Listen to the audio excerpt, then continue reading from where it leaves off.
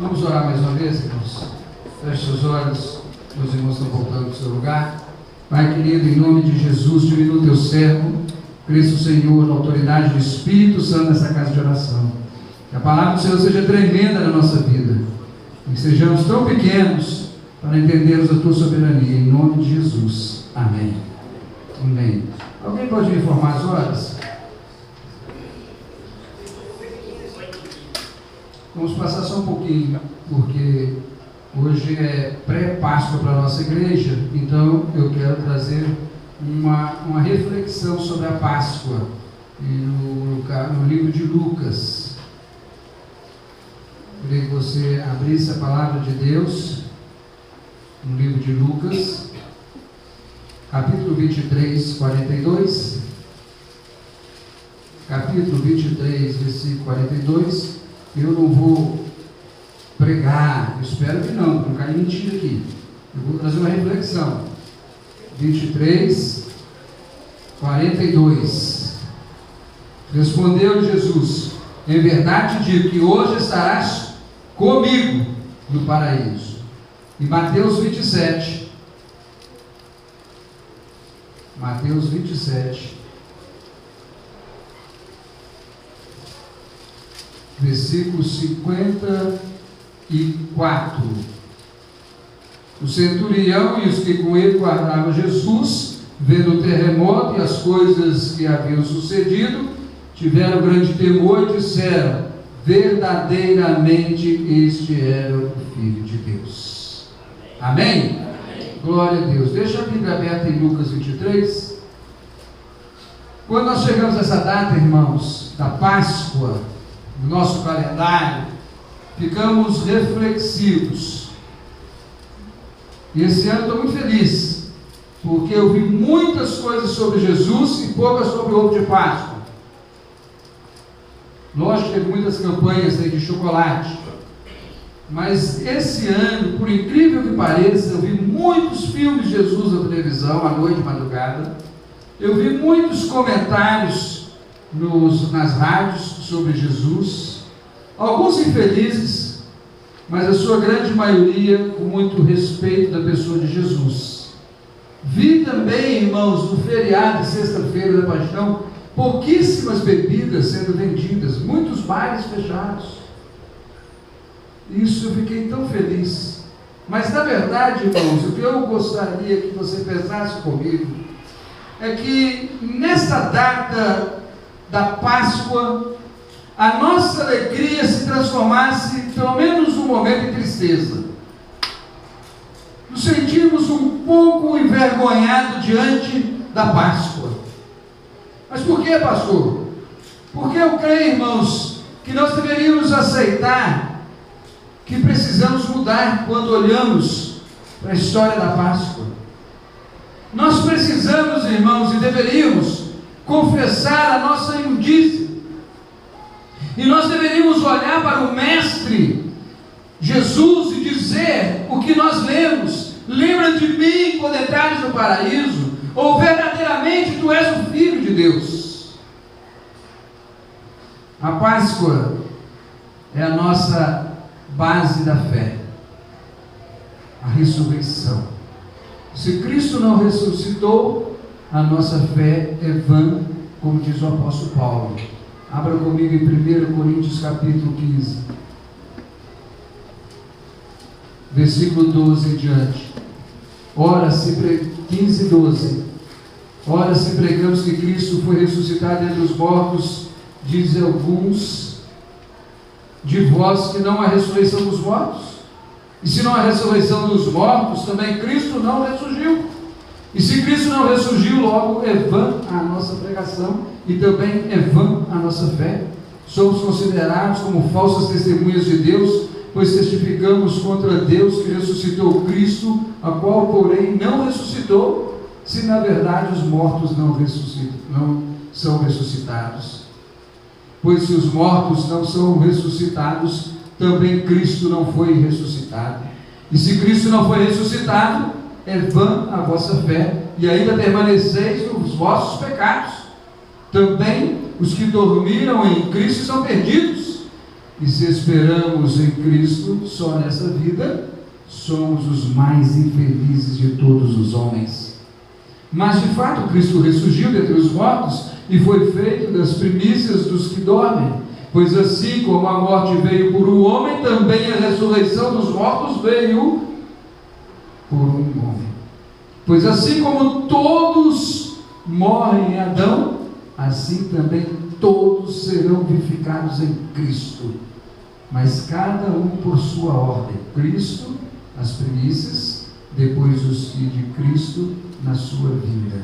Então virá o fim, quando tiver entregado o reino de Deus ao Pai e quando houver destruído todo o domínio e toda a autoridade e todo o poder. Amém? Amém? Amém? Então essa é a nossa fé, a fé de um Cristo que está vivo. Lucas capítulo 24, versículo 5, parte B, diz lá: por que buscais os mortos quem está vivo? A nossa fé está no Cristo vivo. Gálatas 2:20, o apóstolo Paulo declara o Cristo vivo na vida. Você não respeita nem a sua própria morte? Nós estamos aqui porque nós somos podres, imundos, malfeitores. Estamos aqui crucificados porque a sociedade nos crucificou pelas nossas ações. Mas esse aqui, que o mal esse fez? Ele ressuscitou Lázaro. Ele levantou aquele filho da viúva de Naim. Ele deu vista ao cego Bartimeu. Ele curou a mulher corcunda no cenáculo, na sinagoga. Ele deu de comer aos pobres, mais de 5.000. Que mal esse homem fez? Jesus, Senhor, lembra-te de mim quando entrares no teu reino. Se você não reconhece o quanto você é imundo, você não reconhece a grandeza do reino de Deus. Você não reconhece o amor de Deus, o grande amor de Deus. Avalie sua vida, o que está sujo na sua vida, o que está imundo na sua vida. Olhe para a Páscoa, faça essa reflexão. Segundo, a Páscoa revela o poder de Deus sobre a natureza. Capítulo 23 ainda, 44 e parte do 45. Já era quase a hora sexta, 3 horas da tarde, houve trevas em toda a terra até a hora nona, pois o sol escureceu. Jesus está sendo crucificado, há uma mudança climática tremenda, há um eclipse fora de hora. Poder de Deus sobre todas as coisas. Você já refletiu que você não pode fugir da presença de Deus? Diz o salmista no Salmo 139, se minha cama colocada lá no abismo, lá o Senhor também estará. Não tem como fugir. Provérbios 15:3, os olhos do Senhor estão sobre toda a terra, contemplando os bons e os maus. Não tem como fugir da presença de Deus. Faça essa reflexão na Páscoa. Terceira reflexão: a Páscoa revela que a religiosidade aprisiona o homem e o leva ao inferno. 23, ainda 45, a segunda parte. O véu do templo rasgou-se pelo meio. E aquela hora, 3 horas da tarde, era a hora de estar os sacerdotes do templo, prestando o seu culto. Só que o véu que guardava a arca, só que o véu que representava, tampava ali a presença do homem de Deus, que era a arca, rasgou-se no meio. Foi revelado que a religião é vã. Aqueles homens estavam seguindo uma religião e não um Deus que eles criam. Quando olhamos para a Páscoa, irmãos, deixamos de ser religiosos nesse sentido, para sermos religiosos no sentido espiritual de Deus na nossa vida em Cristo Jesus. Todos nós temos a religião faz parte da nossa cultura, mas nós, os salvos, temos a vida eterna, um Deus vivo, somos templo do Espírito Santo, não precisamos mais de subterfúgio nenhum para adorar a Deus. Nós não precisamos de uma Bíblia aqui de ouro na frente, nós não precisamos ter aqui uma mesa com utensílios espirituais para dizer que aqui é a casa de Deus. Não. Meu sonho ainda é ter um upgrade na igreja e colocar quadros de Jesus aqui na igreja, da via sacra de Jesus, dos milagres de Jesus, como eu vi na Coreia, nas igrejas evangélicas. Que coisa linda. Você entra, você fica reflexivo sobre o que Jesus fez por você, Jesus fez por mim. Isso não é idolatria, não. Eu vejo idolatria em algumas igrejas evangélicas colocando aquele óleo sagrado, que parece que o óleo vai cair na ferida e vai sarar. Não é Deus mais que cura, é o óleo que está ali. Sendo que a Bíblia diz que o óleo representa o Espírito Santo, mas quem cura é Deus. Então Jesus quebrou a religiosidade. Quarto, a Páscoa revela até o mais cético que Jesus é o Filho de Deus e é o próprio Deus. Diz a palavra de Deus lá em Mateus 27, 54. Mateus 27, 54, que foi o texto principal que nós lemos na abertura da mensagem. O centurião que estava ali guardando Jesus, vendo o terremoto, o poder de Deus sobre a natureza, e as coisas que haviam sucedido, tiveram grande temor e disseram: verdadeiramente este era o quê? O Filho de Deus. O romano, que não cria em Deus nenhum, cria na sua força, cria no seu poder, no império, cria em César, mas agora ele se dobra diante de Jesus, e a boca do cético declara que Jesus é Deus. E por último, a Páscoa revela o poder de Deus sobre a morte. Mateus 27, 51, a segunda parte, parte B. Tremeu a terra, fenderam-se as rochas. Versículo 52, abriram-se os sepulcros e muitos corpos de santos dormiam e ressurgiram.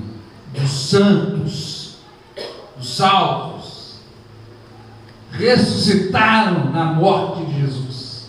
É o poder de Deus sobre os mortos. E quando Jesus morre, para onde Jesus foi? Foi no inferno. Apocalipse 1,18 diz que Jesus foi lá e tirou de Satanás o pseudo-poder que ele tinha sobre a morte, e pegou a chave da vida e da morte, e pregou, de acordo com Pedro, em espírito em prisões, declarou para todos que estavam ali: eu sou Jesus. Toda língua vai ter que confessar, toda língua vai confessar, todo joelho se dobrará. Aleluia, glória a Deus, irmãos. Assim o apóstolo Paulo reconhece tudo isso no seu encontro em Atos capítulo 9, versículo 4 e 5, como eu já citei. Quando ele encontra com Jesus,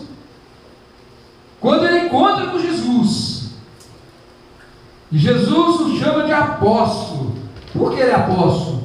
Porque Jesus falou assim: você vai ser aquele que vai levar o evangelho a todos os gentios.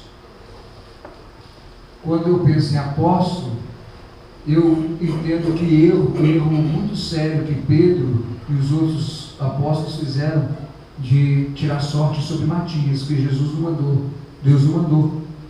Se você ler lá o texto,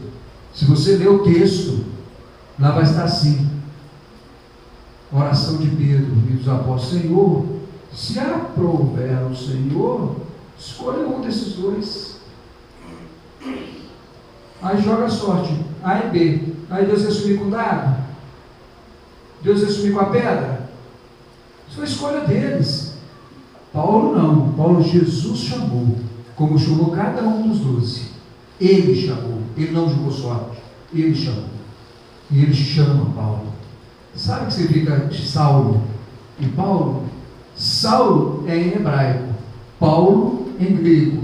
Ele foi para os gentios. Ele teve de mudar o nome dele para Paulo, porque ele estava entre os gregos. Sabe o que significa? Sabe o que significa? Pequeno.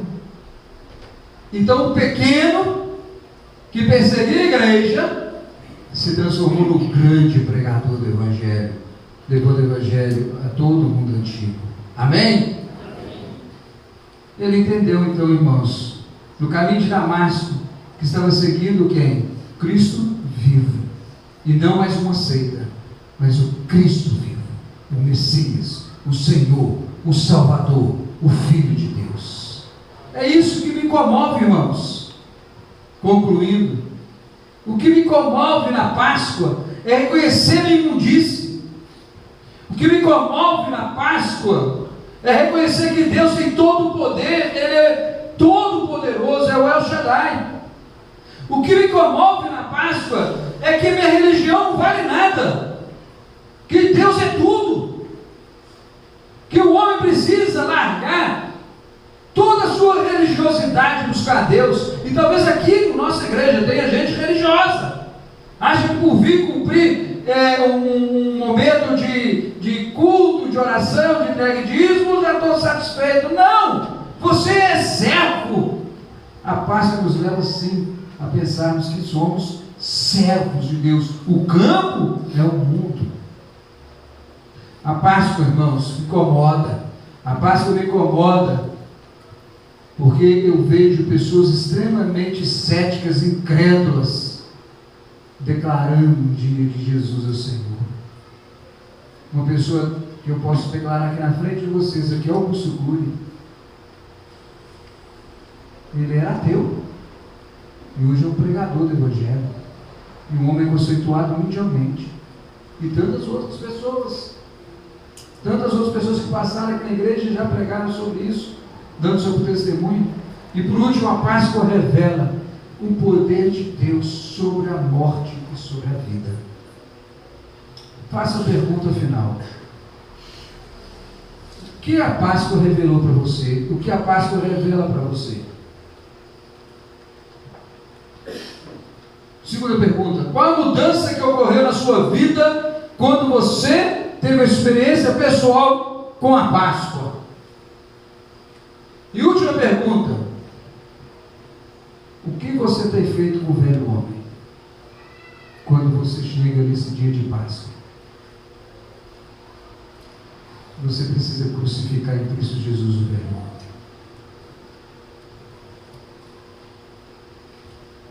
Quem bebia, diz o apóstolo Paulo, não bebe mais. Só um pouquinho. Pouquinho não, inferno, pouquinho. Por causa de pouquinho tem muita gente aí sem recuperação. Por causa de pouquinho tem muita gente que morreu. Por causa de pouquinho que ele bateu o carro de frente, tirou a família inteira, sem ter problema nenhum. Pessoas boas. Não beba mais. Não seja um viciado. Não trabalha? Não come. Roubava? Não rouba. Mentia? Fala a verdade. É o que a Bíblia diz. O velho homem crucificado em Jesus Cristo. O que diz lá Gênesis 4:7? Abre aí. Satanás entrou no coração de Caim, Caim doido para matar o irmão por causa da inveja, porque as obras de Caim eram malignas. Aí diz a palavra de Deus: Caim, o pecado está à sua porta, você tem poder para dominar. Cuidado, Caim, parafraseando o que a Bíblia viva. Cuidado, Caim. Não deixe o pecado entrar, não deixe o pecado passar por essa porta. Qual o pecado que você luta com ele? Jesus perdoou o pecado, mas existe aquele pecado na sua vida do velho homem que vai ficar rondando a sua vida até o dia da volta de Jesus, até o dia do seu encontro com Jesus. Esse você deve dominá-lo, diz a palavra de Deus aí em Gênesis 4:7. Olhe para a Páscoa, olhe para o sacrifício de Jesus, sua morte, sua ressurreição, e diga: Jesus, eu dependo de Ti todos os dias. Que Deus os abençoe. Vamos orar? Feche os seus olhos. Quem precisa ver aqui em frente? agora confessar Jesus, dizer: Jesus, eu tenho uma luta, o pecado está querendo me derrubar, mas eu vou aí à frente, Senhor, dizer: eu dependo de Ti, eu não quero cair, eu quero ser vencedor, eu sou Teu, eu reconheço tudo que a Páscoa fez na minha vida, e eu quero viver Páscoa todos os dias da minha vida. Sai do seu lugar, não vale a pena ficar lutando com o pecado na sua força, porque você vai cair. Tem que ser na força do poder de Deus. Pode se ajoelhar aqui em cima, vem para frente, se ajoelha aqui se puder, se não fique em pé. Se você lutar com o pecado, você vai perder. Mas se você se dobrar diante do Senhor, você será um vencedor, porque Ele tem todo o poder para dominar o pecado sobre a sua vida. Ele te ama, Ele quer ver você cheio do Espírito Santo. Ah, pastor, não, você continua fofocando? Ah, pastor não, você continua fazendo mentirinha e contando piada de mentirinha? Ah, pastor, você é daquele que fica devendo até prescrever 5 anos? Ah, pastor, você, homem, fica olhando as mulheres e cobiçando, vendo revistas pornográficas? Ah, pastor não. Ah, Jesus, tem misericórdia de mim, Jesus. Perdoa-me, Jesus. Ajuda-me, Jesus. Se há mais alguém, vem aqui à frente. Se alguém quer entregar sua vida a Jesus como Senhor e Salvador da sua vida, vem também aqui à frente, entregando sua vida a Jesus pela fé. Há mais alguém? Há mais alguém? Quero dizer para os que passaram de 50, você peca. Quero dizer para os que não chegaram a 50, você peca. Então, agarra Jesus, agarra a Páscoa. Pai, em nome de Jesus, pedimos misericórdia sobre nossas vidas, pedimos perdão em nome de Jesus das falhas, e nós não queremos lutar contra o pecado, porque a obra é do Senhor, nós queremos ficar na dependência do Senhor, que o Senhor vá à nossa frente, aniquilando as obras do diabo. Para isso o Senhor se manifestou, diz 1 João, para desfazer as obras de Satanás. Jesus, vai à frente da nossa vida, vai à frente, Senhor Deus, tranca essa porta para que o pecado não passe por ela. Queremos ficar na dependência do Senhor todos os dias, em nome de Jesus, amém. Vou pedir que você continue orando enquanto os irmãos vão voltar para o seu lugar.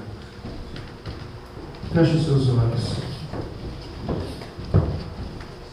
Pai querido, nós te adoramos, te damos graças pela vida eterna, te damos graças por Jesus, te damos graças pela Páscoa que nos traz essa reflexão, para permanecermos no novo homem em nome de Jesus. Amém.